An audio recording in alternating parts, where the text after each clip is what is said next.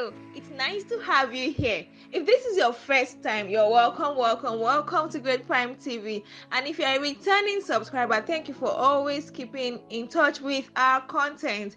We're happy to have you. Please don't go away. Today we have something very important to share with you: how to move on from a relationship. But before we do that, if you haven't subscribed, please do.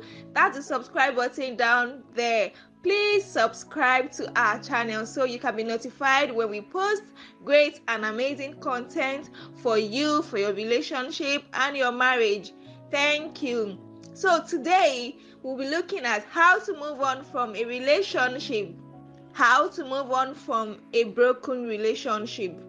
Whether you are reeling from the end of a tumultuous long-term relationship, or trying to forget someone who cheated on you, or simply nursing an unrequited crush, we're here to validate your feelings. Getting over someone you love isn't easy. If it were, millions of songs, self-help books, paintings, and poems wouldn't exist. While the pain of a breakup is universal, fortunately, you won't feel sad forever, so that's a good news. But exactly how long does it take to get over someone, you may ask? And is it really possible to speed up the process so your grieving heart can feel less heavy as soon as possible? The moving on process will take time, probably longer than you might think. I'm talking about fully cleansed of all lingering hang-ups and scars from the incident, not just moving on a surface level. Number one way to move on from a relationship: clear your baggage. Clear your baggage. If you must move on, then your baggages have to be cleared. Acknowledge, accept, and let go of your feelings. With every broken relationship comes baggage. The longer and more intense your relationship was, the more baggage you would have accumulated. If the relationship was intense, your baggage will probably include hate, grief, anger, fear, shame, and other deeper emotions. It is absolutely natural to feel this. But whatever the emotion is, open yourself to the emotion fully. This means if you hate the person, feel that hatred. If you feel sad, soak in your sadness. If you feel the need to grieve, then by all means, please grieve. Cry if need be. Call someone. Go to any of your friends or a family member or a loved one that you can confide in. Cry it out. Take time out for yourself to process these feelings. One thing you must never do is to block them away. Embrace and accept them. Don't try to bottle them in, because as we all know, they will explode in the future when least expected. You might have heard of people who claim to have moved on by shutting off or avoiding their emotions altogether. They may feel like they have moved on, but what's really happening is the issue has just become so deeply buried that it doesn't cause any immediate reaction. It's like a time bomb. In fact, it's like having a cut that is healed on the surface but still has impurities underneath the scar. Try to imagine the scenario. To complete the cleansing process, all the dirt has to be cleansed. And to do that, you need to first acknowledge and accept your feelings. As you connect with these emotions, slowly let them go. Feel them. Understand the source. Then gradually release them. Some suggestions would be to talk to a good friend, journaling, or meditation. I do that sometimes and then it works perfectly for me. Sleeping helps to clear mental baggage too, but just be conscious that you don't turn sleep as a source of escapism. Number 2, recognize he or she is not the one for you. A big reason why you can't move on is likely that you keep seeing him or her as the one for you. You just can't see yourself with anyone else but him or her. I remember one time when I was in such a situation. I felt like this person was everything I ever wanted. I didn't want the relationship to end, but then it ended, and I thought to myself, my life has ended. Everything I wanted, I dreamt, everything had gone right before me. And at that point, I didn't think I wanted to be in any other relationship. Just imagine what it was like for me. Every other guy that came that period had said no to them because I was still tied to my previous relationship. Such fixations are dangerous. This leads you to linger on and on, hoping for a someday which will never come. They have moved on, so you too have to move on. There's someone else for you, but certainly it is not the person who has left. Not only that, it leads to a lot of mental projections, both on you and of him or her. One thing I've also realized is that if the party does not have the 110 intention to be together, then he or she is not the one for you. Exactly. I always believe if real intention is there, any obstacle, no matter how insurmountable, can be overcome. If the intention isn't there, then anything else can come forth as a reason for not being together. Anything at all can break off the relationship. But if both of you are intentional about keeping it, regardless of what happens, what anyone says, whatever comes your way, you will fight through it. You will overcome as a couple. So if you keep thinking about the fact that you guys will be together once the circumstances changes, or once the timing changes, or once you are a better person, or once you do something in a different way, then perhaps this isn't the right person. I'm not saying that you can't go extra for the person you love, but I'm saying once they start to make conditions for why you have to be in that relationship, then there's something wrong somewhere. These prerequisites are signals this relationship isn't meant to be, because ultimately it is not about the right place or right timing. It is about whether he or she is the right person, whether you are the right person. And if he or she is the right person, you guys would have it together regardless of how wrong the place or timing is. That is why it is called the right person. Number 3, share with your close friends. Share with your close friends. You don't have to go through it alone. Your friends are there for a reason. There has to be someone you can talk to help you, to support and pull you through this period. Don't keep it to yourself. Sometimes it can be too much to handle alone. But if you're talking it out with someone, it could be a lot easier to move on. Number 4, reduce contact with him or her.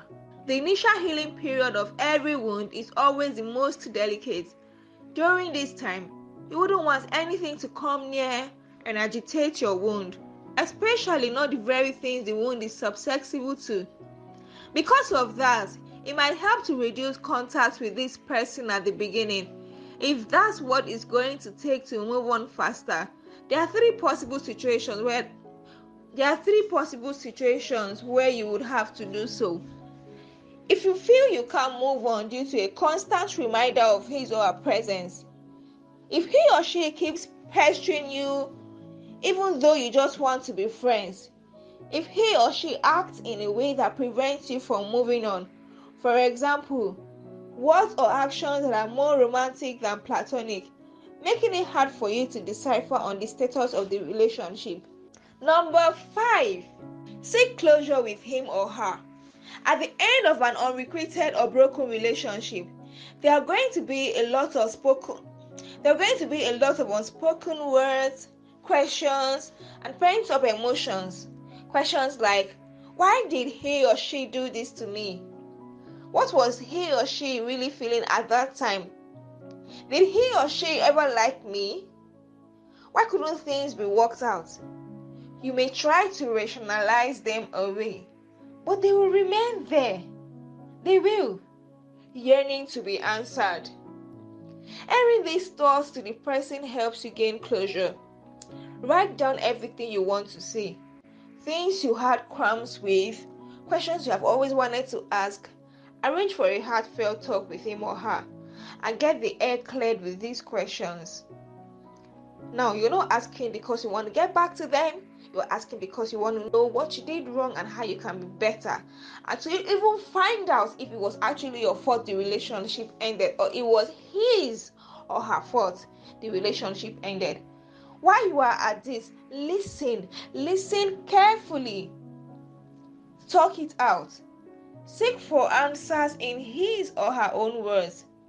At the end of the day, you'll find it's really not so much the answer itself that matters, but the fact that there was an answer. It's like the piece to the whole puzzle. It gives you certainty on where he or she stands. Some of you may ask, what if he or she avoids the issue or doesn't answer the questions? If that's the case, the avoidance itself is the answer. You can interpret the behavior in whatever way you want. Irresponsible, player, evasive, unsure, conflicted. But the fact is, if he or she can't even give you a proper answer you need, perhaps he or she is just not worth it. Number 6, forgive him or her. I know that this is hard. Before I continue, I need to say it. I know that forgiving may be very hard, but you will know why you should forgive at the end of this explanation. To forgive is the highest, most beautiful form of love. In return, you will receive untold peace and happiness. I once read a book on forgiveness which shared this powerful idea. It said that whenever we refuse to forgive someone, the person we are not forgiving is really ourselves. I'll take that again. Whenever we refuse to forgive someone, the person we are really not forgiving is ourselves. It makes sense, doesn't it? When you feel angry or bitter towards someone, it's not the other person who is carrying the anger and bitterness and grudge. It is actually you. You are the one hurting. You are the one not being able to eat. You are the one who is having sleepless nights. You are the one who is not able to smile and laugh freely with other people because there is hurt. There is unforgiveness in your heart. Meanwhile, the other person could be somewhere partying, drinking, enjoying themselves. They have moved on. But you, oh my God, you are carrying the burden of unforgiveness. Now, let's continue. For what it is worth, the other person is probably not aware of how you are even feeling towards him or her. You are the only person carrying the baggage around. On a deeper level, I believe you are angry or bitter at yourself for allowing yourself to be hurt by this person. This was what happened to me. Carrying all these heavyweight emotions can be very tiring. Honestly, I need to tell you, it can be very tiring. It's like why dragging a whole pile of carcasses wherever you go. I'm sure you feel tired emotionally and mentally from the episode. You can't get anywhere far if you keep dragging them along. To forgive him or her, first forgive yourself.